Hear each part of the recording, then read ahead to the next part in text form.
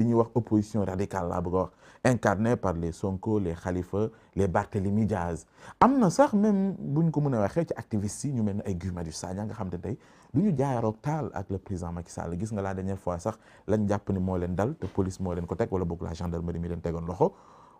ci anam goo xam te ni dañu ko sax dénoncé jàpp ni daal ñoom saa yu yëkkatee seen kàddu lañ cay am mooy dañ leen di brimer te loolu cette responsabilité dañ ko imputer. xam nga man une situation jamais ma juger ko globalement. Ouais.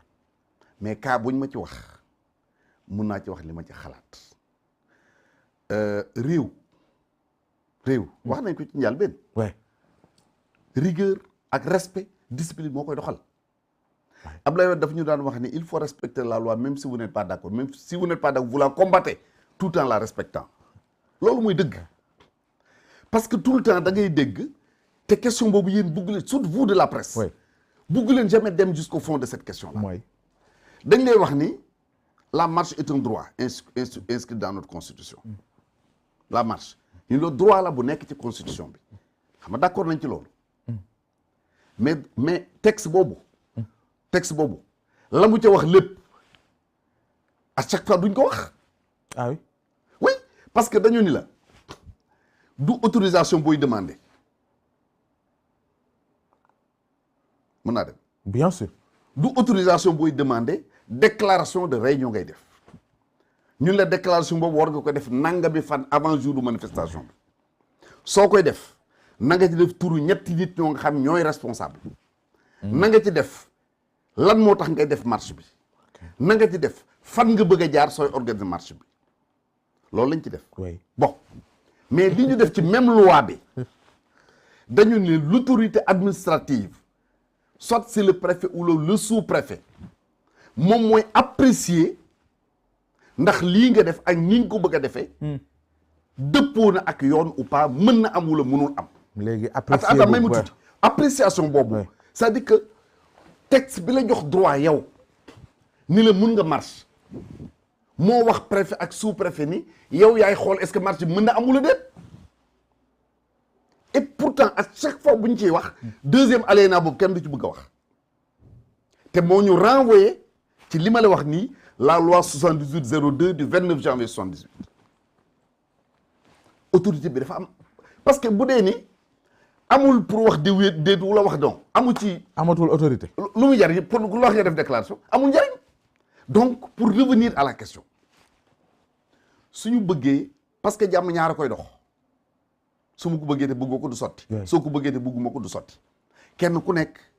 da ngay yem ci li la yoon may. ñaareel ba booy def manifestation muy marche muy meeting muy conférence de presse jàpp naa ne ñaari yëf nga ciy jublu. mooy wane sa mbooloo bu dee loolu nga bëgg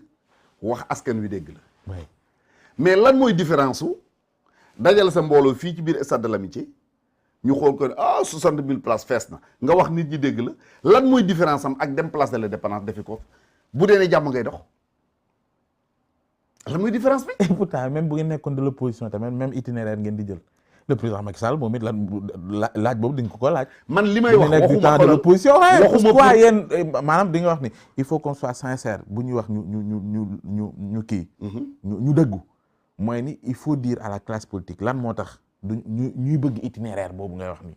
moom la dama ne man li may wax lan la ma sàmba taxul ma dem taxul ñëpp a tax may wax globalement muy man muy sama morom d'accord dafa jaaduwul bërki def bi yooyu def ko oui dama am kaar yoo nga xam ni ñu ngi jóge woon Géejawaay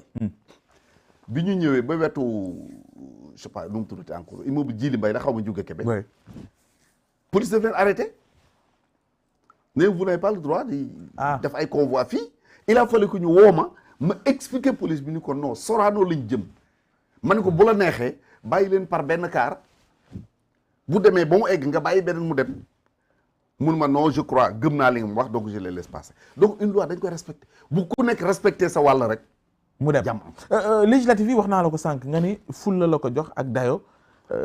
du sandi tàccoom su ma ko waxee mooy ni ci diggante bi local jàll na fi gis nañ ñu mu demee donte bi ngeen di analyser yéen ñi faree ci benn bokk yaakaar les résultats da ngeen wax ni vous restez majoritaire yow d'ailleurs sax wax nga ko firndelaat ko. d'accord nga ci loolu wala déet. bien sûr su fekkee ni non loolu mais bu fekkee nekk bu Dakar les chiffres sont là mais bien sûr mais malheureusement mais ci côté justement dafa am boobu symbolique non xam nga daf ci am symbolique amu fi xam nga lu fi am ah on parle Non. de waaw on parle d'élection waaw on parle d'électeurs waaw te du 17 millions sénégalais waaw c'est presque 6 millions maxi waaw ñu woowoon te du ñëpp ñoo voté waaw boo jëlee nombre de votants yi daanaka yàggul sax ci benn lim bi bu ñu leen ko xaajalee seen diggante ak opposition bi quand même nga considérer les grandes villes yi nga xam te ñoo ëpp électorat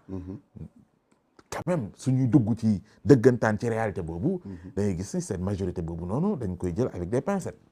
oui ou non alors da ngay fekki ñi doon saaga sénégalais yi comment waaw parce que dama dégg ñaari nit ñu ne ay borom xam-xam la ñooy ñu ni le vote intelligent naka nga mën a jàkkaarloog sénégalais yi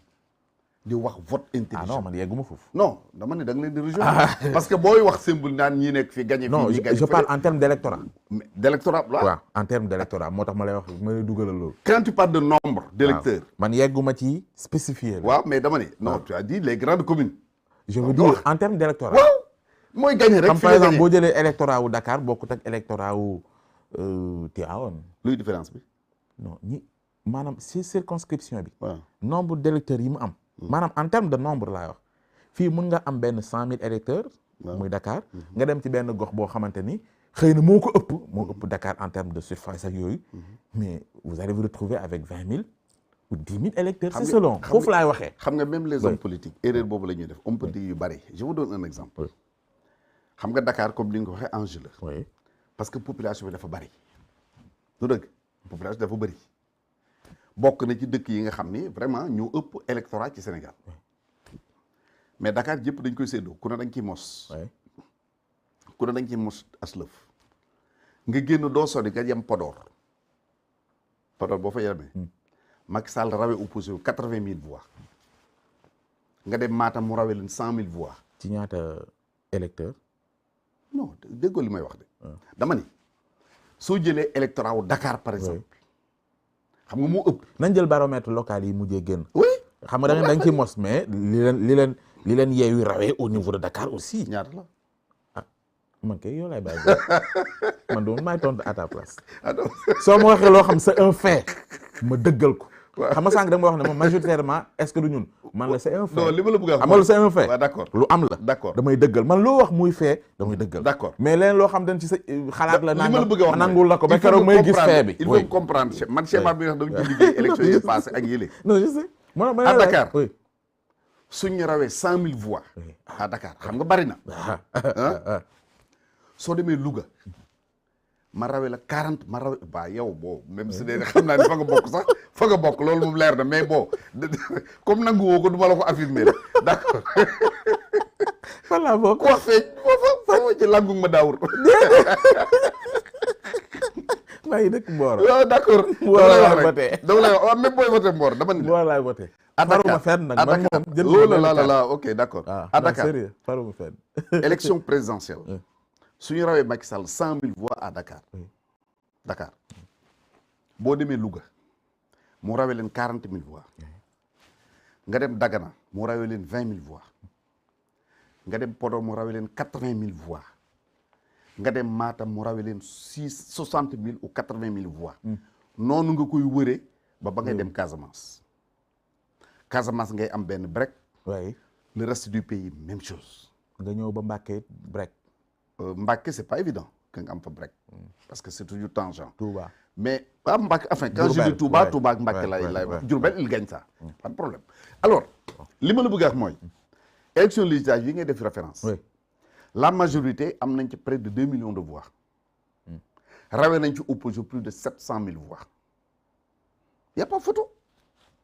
y a pas photo y a pas photo alors pour Dakar bi lu tax kon président Macky Sall bi mu laajee Amadou Ba ñaata lañ toll ci parrainage mu ne ko 30 000 mu ne ko mais pressez le pas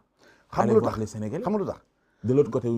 fu mel ni Kaolack on est à presque 100 000 voix xam nga lu tax 100 000 parrains laa bëgg Dakar c'est 7 députés le département de Dakar c'est important 7 députés yoo nga xam ni ratio bi dina la jox à peu près 3 autres députés sur la liste nationale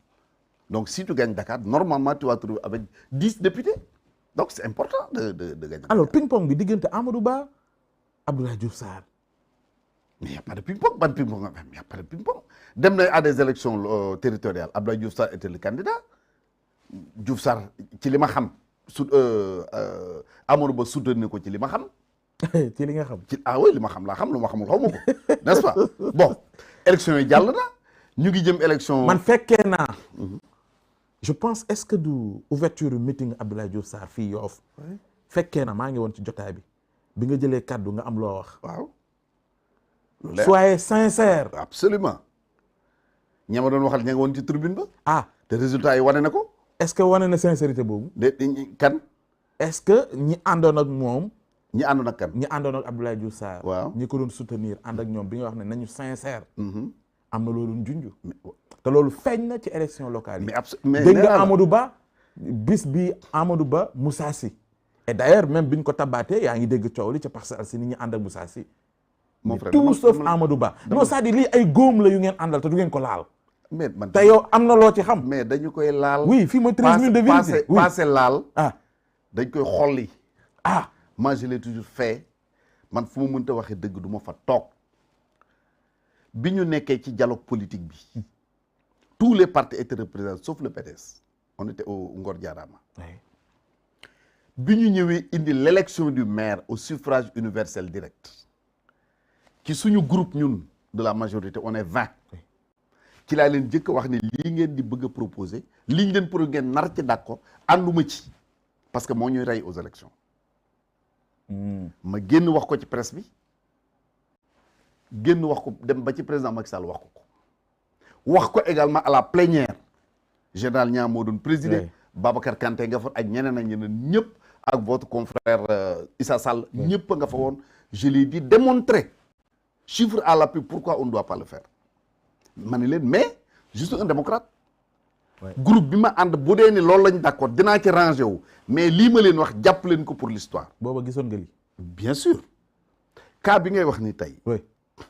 bi ñu dem aux élections bu doon ni le cas des parcelles dañu ni liste bi Amadou Ba ngi ci Mbaye Ndiaye ngi ci Moussa Seye ngi ci Wana ngi ci ñeneen ak ñeneen a ngi ci bu ñu gañee comme na mu daan amee bu njëkk suñu liste bi gañee ñu toog waxtaan xool kuy doon maire kon du ñu perdre parcelle mais dès lors que ne nañ Moussa est le candidat à tort ou à raison ñi nga xam ni bëgguñu woon Moussa doon maire dañuy voter sanction au niveau de la ville de Dakar bu doon ne dañu ne liste bi Amadou Ba mi ngi ci Diouf Sarr ngi ci Seydou Gueye ngi ci Moussa ngi ci Demba ngi ci ainsi de suite ñu dem wuti bu ñu gañee toog xool kan mooy doon maire kan mooy doon adjoint kan mais justement dafa mel ni lu mel noonu tamit yéen taxaw leen ci régler ko te yéen jëm ci ay législatives non législative ce mal là est toujours là mais législative sax beneen parce que président Macky Sall wax na ko de suur leen seen gegeer yi bu koy wax am na lu tax mu koy wax non c'est vrai mais législative sax beneen niveau la parce que ñi nekk candidat aux législatives yi à peu près xam nañu leen ñi mën a doon candidat ñii doon candidat danañu leen choisir ñii doon leneen parce que xam nga suma gars yi investiture yi dana saf gis nga suma gars yi dama leen wax tuuti ne état géej la xam nga tax muy géej kii day nekk Yoff di napp kii nekk Ngor di napp kii ne Joal di napp kii ne Kafountine di napp ku nekk da nga am loo yóbbu sa kër te doo joteeg sa morom dara ba di ko yàqal il faut que ñu am compréhension boobu ak générosité boobu li ma bëgg a wax mooy ñëpp mënuñu doon député ñëpp mënuñu doon ministre ñëpp mënuñu doon PCA ñëpp mënuñu doon DG ñëpp mënuñu doon ambassadeur ainsi de suite mais bu ñu àndee ak teg ak tey ba gagné parce que victoire la ñuy sédd défaite kenn du ko séddoo bu ñu la gagné da nga jël sa pare dem sa kër toog donc victoire bi nga xam moom la ñuy séddoo bu ñu amee générosité xam ne diw la ñu def candidat député par exemple dans la localité yow ëllëg si ba xëy na mën nga doon leneen mais li ëpp loolu yëpp man li may dund boog laay wax 1975 76 bi may jël carte PDS tout jeune xalaatuma woon ni un jour dinaa sax diriger une section wala un comité waxuma di ci doon ministre dafa ma gëm tax ma dugg ci donc sooy dugg ci politique c'est pour un idéal toujours sama góor gi ma taseloon Kousanaar dama koy fàttali tout le temps parce que daf ma marqué et c'était en 2010 au cours d'un meeting mu ñëw il arrache le micro ni ma man de 1978 ba Abdoulaye di ñu màkk Koulibantang xeex bu métti bañ fa xeexoon ci la ñu damm sama loxo toj sama bopp bi nii mu wane liggéey bi mu ni ba Abdoulaye da faloo léegi nag gisuma ko waaye dara naqariw ma ndax la taxoon ma doon xeex am naa ko am nañu case des tout petits suñu dëkk am nañu fa école primaire am nañu poste de santé am nañu ndox am nañu courant te loolu moo ma taxoon jóg mais mënoo nekk dans un parti politique. mais justement idéal boobu noonu moo amul ci jeunesse bi ngay wax ni xëy na yow ci sa âge ak fi nga toll nii mën nga koo wax. mais ndaw yi ngeen yor ci seen Benno Bokk Yaakaar mais président bu fekkee chaque fois buy wax naan bàyyi leen liste parallèle yi xam na. mais loolu ñooñu nga xamante ne jàpp nañ ne ba léegi mosaguñu parce que seen raisonnement loolu la en réalité xëy na yow proposition yi nga def buñ la déggee peut-être dina wàññi appétit yi. xam nga loolu loolu suñu devoir la gravir autour de député xëy na moo waral muy aiguiser ay appétit. mais dama ni. mais yooyu buñ ko fa teggee mooy li nga wax ni nañu. à la place de salaire nañ ko dindi. def des indemnités absolument. Ousmane non Sonko mën naa revenir pour moi c'est bien important. sûr. alors d'abord li ci jiitu pour man c'est la constitution du Sénégal. la constitution. il faut changer la constitution parce que constitution biñ ko tëgg buñ ko waxee buñ ko waxul dañu jël la xew France. indi ko Sénégal changer article 1 def ko 2 changer 3 def ko 5. te constitution jàpp naa ni dañ ko war a sukkandiku ci suñu aada suñu cosaan ak suñu ngëm-ngëm. wax ci ak ñi ñu ci war a waxal bu ñu laajee Sénégalais ni lu ngeen bëgg par exemple naka ngeen bëgg ñu fale ko président de la République ñu wax est-ce que da ngeen bëgg limitation mandat du président. justement bokk na ci je reviendrai ak yeneen ak yeneen. Sénégalais yi joxe seen xalaat ba pare ñu tënk ko loolu dafay mel ni wurus bi nga gas ba génne ko ci suuf xam nga mënu goo ko takk. ñu ñëw na jox ko ay constitutionnaliste ni leen lii kat defar leen ñu ko ba mu nekk constitution bu teg ci yoon loolu muy benn c'est important ñaareel ba boo jëlee le gouvernement est-ce que jaadu na Sénégal di am gouvernement wu 40 ministres c'est pas raisonnable. moom de 25 ministres la waxoon. d'abord 25 ministres ëpp na xam nga lu tax d'abord di nga ci yàq xaalis bu bëri qu'on le veuille ou pas c'est ça la réalité di nga ci dépenser xaalis bu bëri mais ñaareel ba ministre du ñu am compétence bi ñu war a am. parce que tey boo jëlee exemple bi may jox ci mooy éducation nationale man li ma jàpp ne mooy éducation nationale mooy préscolaire la ba enseignement supérieur boole ci enseignement professionnel loolu mooy éducation nationale mais tey da nga am ministre de l'éducation am ministre de l'enseignement supérieur am ministre de la formation professionnelle am ministre de l'artisanat sans compter les am ministre de l'emploi xam nga ñi juróomi ministre benn ministre nga dagg def ko juróom tey ku ci bëgg jël décision il faut que décision ba ngay jël nga consulter kay te loolu benn ministère la boo ko defee benn ministère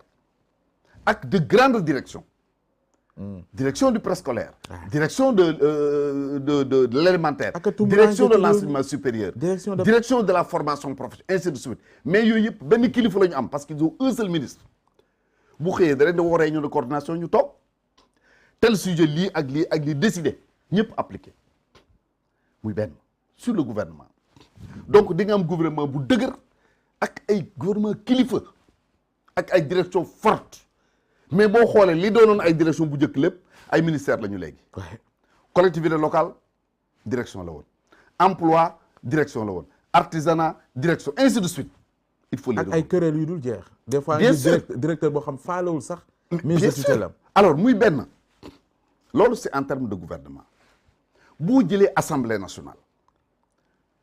li fa nekk ci député ëpp na waxuma la ñu di ko yokk. ñu ngi wax ni dañ ko yokk de. ëpp na non seulement dañ ko war a wàññi yokku les députés du Sénégal de l'extérieur. yóbbu ko 25 bàyyi fii 64 muy 100 députés. 100 députés ni nga leen di fale aussi du liste nationale. Oui. da ngay supprimer liste nationale. parce que député boo nga xam liste nationale lañ ko fale mooy lan. mooy neex nga président wala neex nga secrétaire général parti bi mu def le numéro 1 wala numéro 2 nga jàll loolu moo waral nga dégg ko naan député président la dañ ko daan dégg temps Abdou Diouf temps Abdoulaye Wade ba léegi dañ ko dégg ay député président donc député yi dañuy découper Sénégal xaaj ko juróom-ñaar fukki xaaj ak juróom pour joxe exemple Parcelles Assainies ñun leen am ngeen benn député buñ ca tolloo parti bu bëgg présenter sa candidat diw mooy sama candidat kii nii diw mooy sama candidat population bi tànn ki ñu bëgg te pourtant loolu war nañ ko mën a def parce que député yi Sénégal de l'extérieur noonu lañ leen di fale waay dañu dëgg zone Europe de l'Est Europe de ainsi de suite ouais. ay zone lañ leen fale donc war nañ ko mën a def au niveau national bi ci des mooy wàññi dindi seen salaire dindi ko complètement yow boo nekkee médecin ku nekk xam ne Sénégal médecin yi doyul jàngalekat yu doyul leneen rek leneen doyul pourquoi yow boo nekkee médecin nekk fële ca yang-yang wala ca Fongolimbi wala ca Kédougou ñu fal la député nga daal di ranger sa blouse teg dindi say outils teg ñëw Dakar nekk hôtel des députés tëdd bu weeru dañu fay la 1 million et quelque te at mi 12 mois yi at mi doon doo ci liggéey 12 mois 3 mois la ñuy liggéey maximum te 3 mois yi sax soo koy càmbar sax daanaka liggéey bi. moo tax ma ni maximum 3 mois lay doon. waaw seen présence boo ko calculer ëppul 3 mois. ña nga doon faj fële amatuñu ku leen faj c'est un problème donc ñu ni la nga doon liggéey na la état bi jox oto nag booy dawal di la jox carburant boo ciy def. say mission bu assemblée woote nag nga ñëw jour ya ngay def assemblée ñu fay la ay indemnité de session. nga fay ci sa hôtel lekk ci ak leneen oto bi sax buñ la ko joxee na la wóor ni buy daw ci service mission bi lay doon. waaw xam nga loolu sax neexu la calculer. mais au moins ailleurs sax au moins soo ko joxee oto mu wóor ko ni pendant 5 ans oto bii lay utiliser bu yàqoo moo koy defar donc loolu dana ca waggar ba nga xam ne oto ba dana mel ni mu war a mel. beneen bi ci des mooy il faut ñu créer dans ce pays li muy tudd haut conseil des religieux ak haut conseil des coutumiers réew boo fa nekkee tey crise bu amee ci Sénégal dañ naan nañ dem seeti sëñ Mountakha waay ñii nañ seeti sëñ Mbaye Sy Mansour nañ dem seeti sëñ diw kon kooku nga xam ni bu coow amee dañu koy seeti balay coow di am nañuy waxtaan ak moom teg haut conseil des religieux boo nga xam ni kilifa diine gu ne di nga am ñu la fa toogal lépp lu gouvernement di décider consulter leen ci ñoom dañu am voix consultative ndax am na loo nga boo ko yëkkatee bëgg ko def nga laaj kilifa dinañ ne attention loolu kat boo ko defee mën na jur lii ak lii teñ ko defee nii ak lii nga wut beneen haut conseil des coutumiers muy ay grand sëriñ ak chef coutumier yeeg ñeneen ak ñeneen ñoom it dañu am seen chambre boo nga xam ni boo dugg ci dara nga laaj leen ñoom ñuy joxal seen xalaat nga indi sénat boo nga xam ni du sénat politique un sénat de boo nga xam ña cay nekk minimum 60 ans la ñuy am. te ñii ñëpp amuñu dara du salaire du dara. non mën nañu am peut-être des indemnités c'est possible mais dama la jox benn exemple koñ boo dugg tey ci Ndakaaru la fa ne ci policier ancien policier à la retraite gendarme à la retraite militaire à la retraite sapeur-pompier à la retraite mën nañ régler question sécurité koñ ba mais duñ ko def parce que kenn boole wu leen ci. organiser leen. oui am na compétence yoo nga xam ni waruñu ko mën a wàcc. Imaginez un général de l'armée à la retraite lire ay journaux rek lañ koy defloo